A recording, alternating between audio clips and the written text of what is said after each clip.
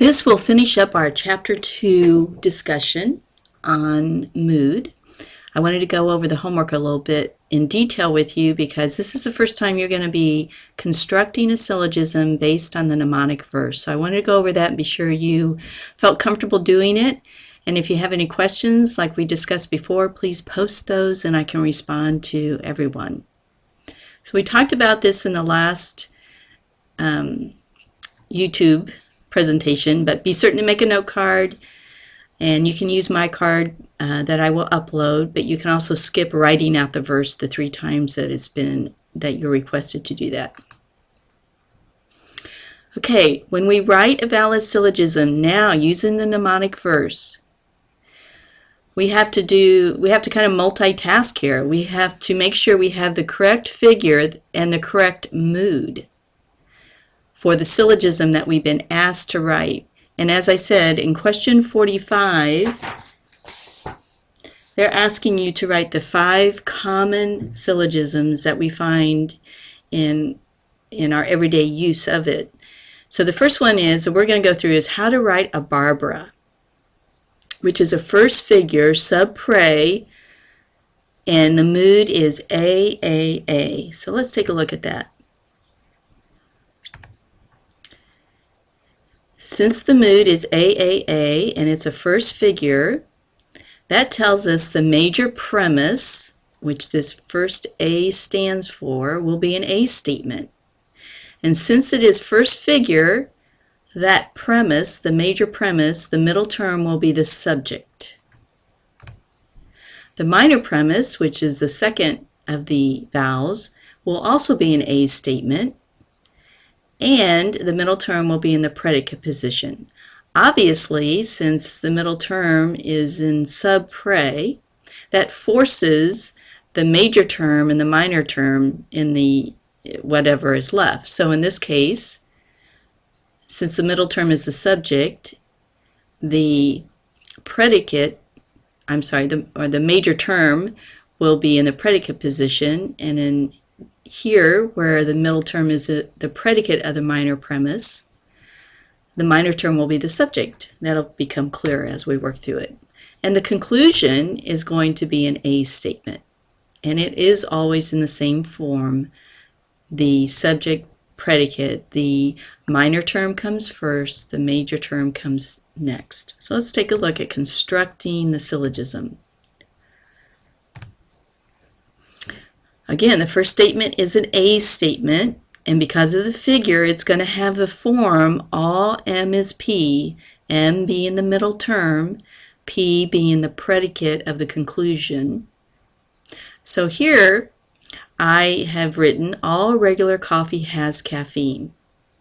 The next statement is also going to be an A statement. The middle term will be in the predicate position. The middle term in my syllogism is regular coffee right here. This is the major term, which will be the predicate of the conclusion. So now I have to think of something affirmative again that I can use with the middle term, regular coffee. So I selected breakfast blend, which is what I like to drink, is regular coffee. So we have the right mood, AA, and we have the right figure, first figure sub pre, and even if we didn't know that the conclusion was going to be an A statement, we would be able to figure it out based on what we've done already. It would just be natural that we would then infer breakfast blend has caffeine, which is why I drink it, because I want the caffeine. Those who drink decaf, I just don't really know why, because I don't think coffee tastes that great. All right, so I hope looking at that helps just kind of work through now our use of figure and mood and constructing syllogisms, kind of reorienting ourselves to how we write the form of it. You know, all M is P, all S is M, therefore all S is P. So let's do another one. Cesare. It has the mood EAE, and it's a second figure pre. That's telling us the major premise is an E statement, and the middle term will be in the predicate position of that premise. The minor premise is an A statement, and the middle term will be in the predicate position of that statement. And the conclusion is an E statement. So let's construct a syllogism. So to write an E statement with the middle term in the predicate position, that would look like no P is M. I said no decaf coffee has caffeine. The next is an A statement. All S is M because the middle term will be in the predicate position. All regular coffee has caffeine. And my conclusion is going to be an E statement. No S is P. Looks like it didn't get moved over here, so let's, but the conclusion is therefore no regular coffee is decaf coffee. And we see that it's valid, and we would know that anyway, just kind of naturally inferring that, but this gives us a method to write valid syllogisms without thinking through the 7 rules of validity. It already gives us the form where we will plug in these terms that represents concepts that we are connecting together in this form of reasoning. We're connecting concepts and ideas together, saying that they have some relationship with each other when we use affirmative statements, or that they have no relationship with each other when we use negative statements.